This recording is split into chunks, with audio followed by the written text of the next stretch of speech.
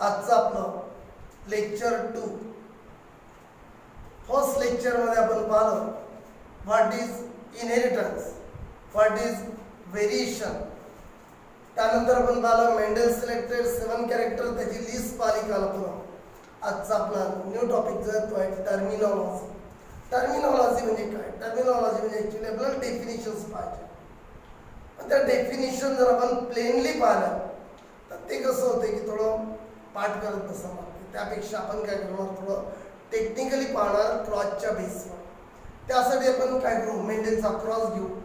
एक पॅरेंट घेतो मी जे टॉल आहे आणि दुसरं घेतलं आपण डॉर्फ. यावरून क्रॉसवरून आपल्याला टर्मिनॉलॉजी लक्षात ठेवायची आहे. क्रॉसवरून आपल्याला टर्मिनॉलॉजी लक्षात ठेवायची आहे. आता इकडे लक्ष द्या आधी पहा की आपल्याला काय दिसते. टॉल आणि डॉर्फ काय इंडिकेट करते? एक कॅरेक्टर इंडिकेट करते या दोघांचं. It indicate height of plant. प्लॅन्टची हाईट म्हणजे एक कॅरेक्टर झालं आणि दोन झाले contrasting character, tall and dwarf. Tall and dwarf are the contrasting character. आणि म्हणून दोन पॅरेंट आहेत टॉल आणि डॉर्फ. आणि याला इकडे क्रॉस करताना इकडच्या साईडला लिहायचं पॅरेंटल जनरेशन. या ठिकाणी लिहायचं आपल्याला पॅरेंटल जनरेशन. त्याला पॅरेंटल जनरेशन म्हटलं. पॅरेंटल जनरेशन म्हणजे काय? पॅरेंटल जनरेशन मीन्स पाहता मी डेफिनेशन यावरून तयार करतो. टॉल हा इंडिव्हिज्युअल आहे, डॉर्फ इंडिव्हिज्युअल आहे. आणि हा जो क्रॉस केला आपण हा पहिला क्रॉस आहे, फर्स्ट क्रॉस, किंवा त्याला म्हणून आपण initial cross. Individual use for initial cross. Individual use for initial cross is called parental generation. म्हणजे आपण यावरूनच लक्षात आलं आपल्या की जे इंडिव्हिज्युअल फर्स्ट क्रॉससाठी, इनिशियल क्रॉससाठी जे इंडिव्हिज्युअल यूज झाले त्याला म्हटलं आपण पॅरेंटल जनरेशन. आणि याला इकडे लिहायचं फिनोटाईप. तर फिनोटाईप काय? त्याला लिहायचं आहे आपल्याला फिनोटाईप. What is phenotype? आता फिनोटाईपची डेफिनेशन तयार करणार आहोत. Phenotype means external appearance of an individual. Individual हा वरून कसा दिसतो आपल्याला. एक्सटर्नल अपीअरन्स काय? जसं टॉलला पाहिला आपण, प्लॅनकडे पाहिला, टॉल आपल्याला असं वरूनच दिसते. प्लॅन टॉल आहे की डॉर्फ आहे. म्हणजे टॉलनेस फिनोटाईप आहे, डॉर्फनेस सुद्धा काय फिनोटाईप आहे. जे कॅरेक्टर आपल्याला एक्सटर्नली दिसतात आहे त्याला म्हटलं बरं phenotype. What is phenotype? External appearance of an individual for any trait. Trait म्हणजे काय? Character. External appearance of an individual for any trait is called phenotype. या फिनोटाईपच्या खाली घ्यायचा जिनोटाईप. फिनोटाईपच्या खाली घेतला पण जिनोटाईप. जिनोटाईप म्हणजे काय? जीन कोणते? टॉलनेसचे जीन कोणते, डॉर्फनेसचे जीन कोणते? म्हणजे जेनेटिक कॉन्स्टिट्यूशन. म्हणजे जीनचं कोणते कॉन्स्टिट्यूएंट आहे? Genetic constitution or makeup of an individual for any trait. कोणत्याही ट्रेटसाठी, मग टॉलनेससाठी असो, डॉर्फनेससाठी असो, कोणत्याही ट्रेटसाठी. पण what is genotype? Genetic constitution or makeup of an individual for any trait is called genotype. 3 term शिकलो आपण. पहिली parental generation means the individual use for initial cross. Individual use for initial cross is called parental generation. Phenotype means external appearance of an individual for any trait is called phenotype. Genotype means genetic constitution or makeup of an individual for any trait is called genotype. आता genotype कोणता? Tall हे dominant character आहे. Dominant character is represented by capital letter. या ठिकाणी capital letter घेतलं, capital T, capital T. हे dominant आहे म्हणून कॅपिटल लेटर घेतलं. हे रिसेसिव्ह आहे. Recessive character is represented by small but same letter. Small म्हटलं तर स्मॉल टी सुद्धा येऊ शकतो. तसं नाही, स्मॉल बट सेम लेटर. मग या ठिकाणी घेतला आपण स्मॉल टी. काय सांगितलं मी या ठिकाणी टॉलनेस साठी काय घेतलं, कॅपिटल टी, कारण हे डॉमिनंट कॅरेक्टर आहे. डार्कनेस साठी काय घेतलं आपण, small but same letter. Capital T त्या ठिकाणी स्मॉल टी. आता या ठिकाणी तुम्हाला असं वाटत असेल की इथे दोनच लेटर घेतले, पण तीन घेऊ शकतो काय, एक घेऊ शकतो काय, चार घेऊ शकतो काय, असं नाही. हे पॅरेंट आहे, पॅरेंट मध्ये दोनच लेटर घ्यायचे. त्याला कारण असं आहे, आपण रिप्रोडक्शन इन प्लांट शिकलो, त्यामध्ये आपण पाहिलं होतं की इंडिव्हिज्युअल जो आहे पॅरेंटल इंडिव्हिज्युअल एक असे असतात डिप्लॉइड, आणि डिप्लॉइड कसे रिप्रेझेंट करतो आपण 2n. 2n म्हणजे दोनदा n, दोन सेट क्रोमोझोमची. आणि म्हणून या ठिकाणी कॅपिटल टी किती घेतला आपण, दोनदा. स्मॉल टी सुद्धा किती घेतलं, दोनदाच घेतला आपण, कारण हे पॅरेंट आहे आणि हे झाले डिप्लॉइड इंडिव्हिज्युअल, आणि त्याला म्हटलं आपण जिनोटाइप. मग पहा, पॅरेंटल जनरेशन झाला, फिनोटाइप झाला, जिनोटाइप झाला. आता हे पॅरेंट जे असतात त्या पॅरेंट मध्ये काय प्रोड्यूस होणार, gametes. You know, during gamete formation meiosis takes place. Gamete formation ज्या वेळेला मियोसिस होते, आणि मियोसिसचा रूल काय, क्रोमोझोम नंबर बिकम हाफ. आणि म्हणून या टॉलचे जेव्हा कॅपिटल टीचे गमीट पडणार, तेव्हा दोन गमीट असेल, एक कोणता, कॅपिटल टी, दुसरा गमीट कोणता, कॅपिटल टीच. याचा अर्थ हे जे दोन कॅपिटल टी आहे हे काय झाले, सेपरेट झाले. कधी, ड्युरिंग गमीट फॉर्मेशन. तसंच या ठिकाणी सुद्धा होईल. एक गमीट कोणता, स्मॉल टी, दुसरा गमीट कोणता, स्मॉल टी. त्या दोघांनाही म्हटलं आपण गमीट्स, सगळे गमीट्स. आता या ठिकाणी काय करायचं, ज्या वेळेला दोनही गमीट सेम असेल त्यावेळेला दोन गमीट लिहायची गरज नाही.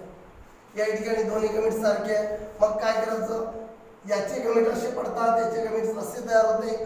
पण लिहिताना काय करायचं, ज्या वेळेला दोनही गमीट सेम आहे त्यावेळेला काय करायचं, एकच गमीट लिहायचं, कारण सेम आहे शेवटी गमीट.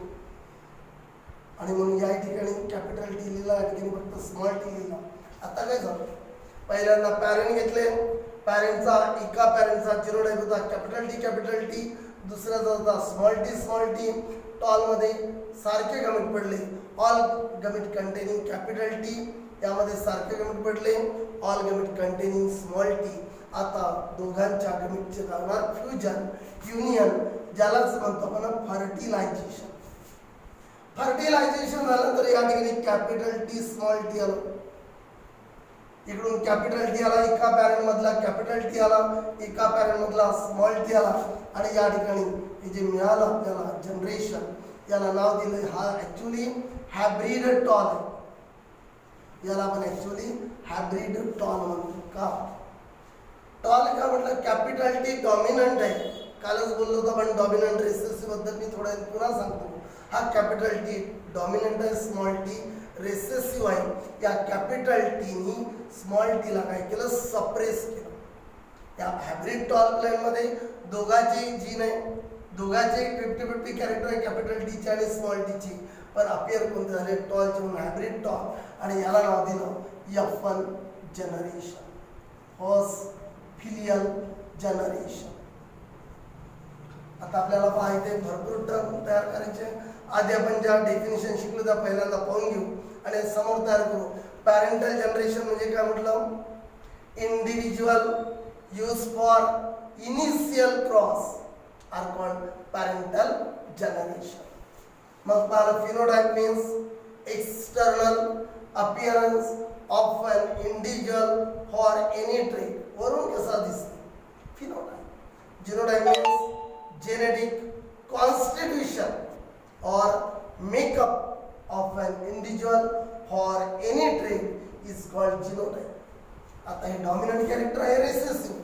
डॉमिनंट कॅरेक्टर किंवा डॉमिनंट अलील म्हणजे काय, अलील which express itself, जो अलील स्वतःला एक्सप्रेस करतात कुठे, इन हिट्रोझायगस कंडिशन. हिट्रोझायगस म्हणजे काय, hybrid. Capital T small T दोघेही प्रेझेंट असताना ज्या अलीने स्वतःला काय केलं, एक्सप्रेस केलं, त्याला म्हटलं डॉमिनंट अलील.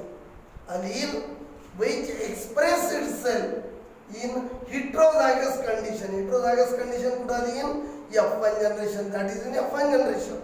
F1 generation मध्ये म्हटलं तरी बरोबर आहे. heterozygous condition मध्ये म्हटलं तरी बरोबर आहे. पुन्हा एकदा सांगतो definition. allele which express itself in heterozygous condition is called dominant character. What is recessive character? Allele which do not express itself in heterozygous condition. homozygous मध्ये तर तो अपेअर झाला दोन्ही सारखे होते तेव्हा, but in heterozygous condition it is called recessive character. पुन्हा allele which express itself in heterozygous condition is called dominant allele. Allele which suppress itself or do not express itself in heterozygous condition is called recessive allele. आता इथे capital T tall आहे, small T dwarf आहे, इथे capital T small T सुद्धा tall आहे. मग आता याच्यामध्ये आणि याच्यामध्ये काय फरक आहे? याला म्हणतात होमोझायगस, याला म्हणतात हेटेरोझायगस. होमोझायगस हा एक झाला ऑर्गॅनिझम ज्यामध्ये दोन आयडेंटिकल अलील आहेत. अलील कशाला म्हणतो म्हणा? Alternative form of a gene. दोनही जर समजा आयडेंटिकल अलील आहे तो झाला होमोझायगस. डिसिमिलर किंवा डिफरंट अलील आहे त्याला म्हटलं पण heterozygous. Organism having two identical allele कशासाठी? For particular trait. या विशिष्ट ट्रेटसाठी, कॅरेक्टरसाठी, टॉलरेटसाठी दोन्ही सारखे कॅपिटल टी, डार्कनेससाठी दोन्ही सारखे स्मॉल टी, आणि म्हणून याला म्हटलं होमोझायगस. ऑर्गॅनिझम किंवा individual having two identical alleles for particular trait is called homozygous. Homozygous example tall, capital T dot, small t, these are homozygous. Heterozygous means organism having two dissimilar allele for particular trait is called heterozygous. म्हणजे पहा definition तयार होऊन आलं पाहिजे. आता F1 generation म्हणजे काय? F1 generation means first filial generation. Generation म्हणजे ऍक्च्युअली पिढी होते. काय पहा, प्रत्येक जनरेशन मध्ये जे इंडिव्हिज्युअल मिळाले त्याला म्हणतात ऑफस्प्रिंग. काय म्हणतात त्याला?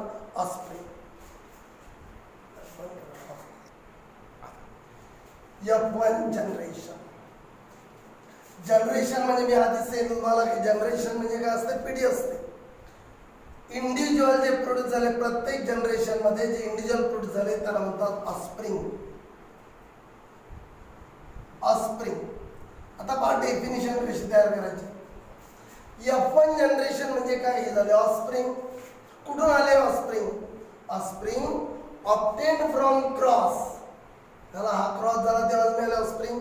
Offspring obtained from cross. पुरामध्ये क्रॉस झाला बिटवीन टू इनिशियल पॅरेंट. सुरुवातीच्या दोन पॅरेंट मध्ये क्रॉस झाला.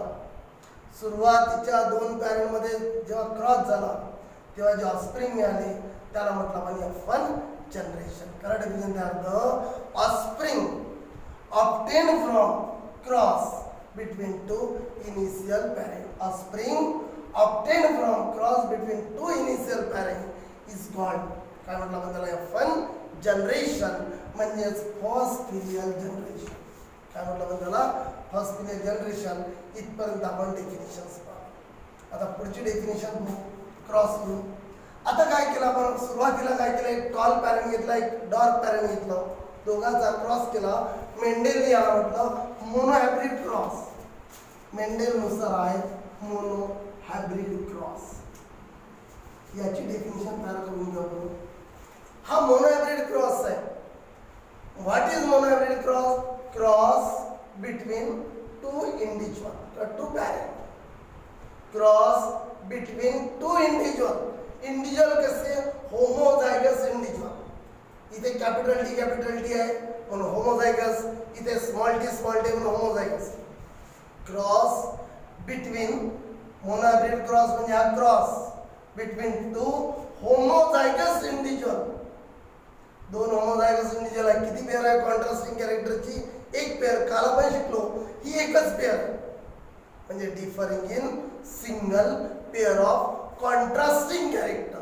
Differing in single pair of contrasting character is called monohybrid cross. पुन्हा बघू आपण definition. What is monohybrid cross? हा मोनोहायब्रिड क्रॉस आहे. Monohybrid cross means cross between two parents. Cross between two parent किंवा individual. Cross between two parent, पण parent कसे? Differing in single pair of contrasting character is called monohybrid cross. आता आपण म्हणून to pair आले असते कसं आलं असतं? फॉर एक्झाम्पल टॉल डार्क ही झाली एक पेअर.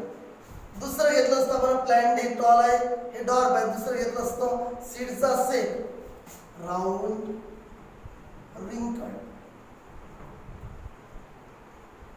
शेवटी पॅरेंट किती झाले? दोनच. हे एक पॅरेंट आहे, हा दुसरा पॅरेंट आहे, पण याच्यामध्ये दोन पेअर आहे कॉन्ट्रास्टिंग कॅरेक्टरच्या. कशा? हे प्लॅन्ट टॉल तर आहेच, पण त्यामध्ये जे सीड आहे ते कशा? राऊंडेड सीड आहे.